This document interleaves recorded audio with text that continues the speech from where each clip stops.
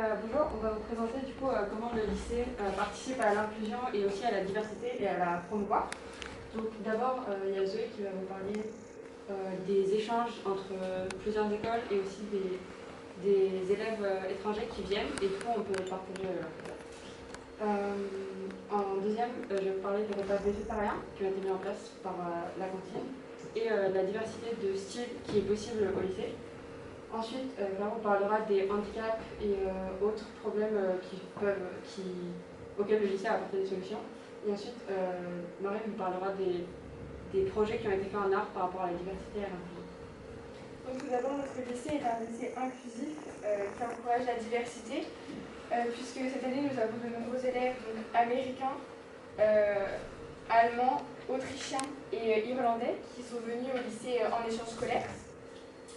Donc tous ces élèves ont partagé nos cours, on a pu discuter avec eux, découvrir de nouvelles choses sur leur propre culture. Ils ont appris notre langue et donc tout ça permet d'apporter de la diversité dans notre lycée. Donc ici vous pouvez voir Enya et Ime. Et donc de plus, ce lycée propose également de nombreux voyages aux élèves, comme par exemple en Grande-Bretagne, en Palestine, en Allemagne ou en Espagne. Donc tous ces voyages permettent de découvrir et d'apprendre de nouvelles choses donc, sur le monde qui nous entoure, de voir que le monde n'est pas seulement constitué de notre pays, notre ville. Et donc c'est pour ça que le lycée Notre-Dame-du-Vœu est un lycée à la fois inclusif et qui encourage la diversité, parce qu'on peut découvrir le monde entier seulement en venant au lycée. Donc ensuite, on va parler de repas végétariens qui ont été mis en place d'abord par la cantine et qui sont aussi encouragés par le groupe éco-délégué.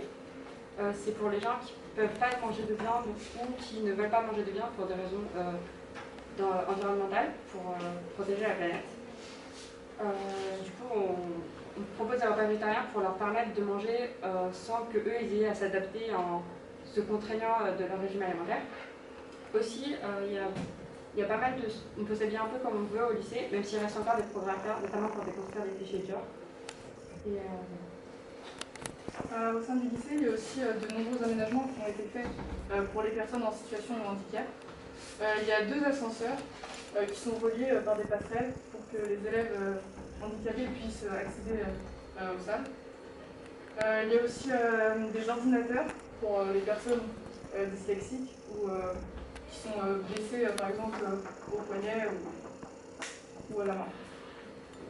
Et donc moi maintenant je vais vous parler des projets d'art qu'on crée nous ici dans le lycée. Alors en classe d'art, on peut avoir plusieurs sujets, donc des projets qui peuvent eux être directement sur la diversité et l'inclusion, ou même nous-mêmes, à partir d'un sujet qui nous est proposé, nous y ajouter de la diversité et de l'inclusion. Comme par exemple, il n'y a pas si longtemps que ça, nous avions un projet à faire sur un hommage soit à une personne, soit à des valeurs. Le projet de Nora était de faire une BD pour promouvoir les valeurs et promouvoir et défendre les valeurs d'inclusion et de diversité. Et moi, mon projet était sur Billie Eilish, qui est une chanteuse qui a fait de nombreuses choses justement pour l'inclusion, la diversité et l'acceptation de tous. Comme par exemple, elle a fait la cause LGBT avec Wish You Were Grey, sa chanson. Et elle a aussi créé une vidéo qui s'appelle Not My Responsibility, qui est sur l'acceptance de toutes les formes de corps, plus particulièrement dans ces vidéos féminines, mais aussi en général même quelle que soit la personne. Et donc le projet d'art, la classe d'art plastique peut aussi contribuer à justement parler d'égalité et promouvoir cette diversité et cette inclusion. Et pour conclure, le lycée entre bien dans le thème diversité et inclusion grâce à ces nombreux aménagements qui ont été faits et par ces nombreux projets.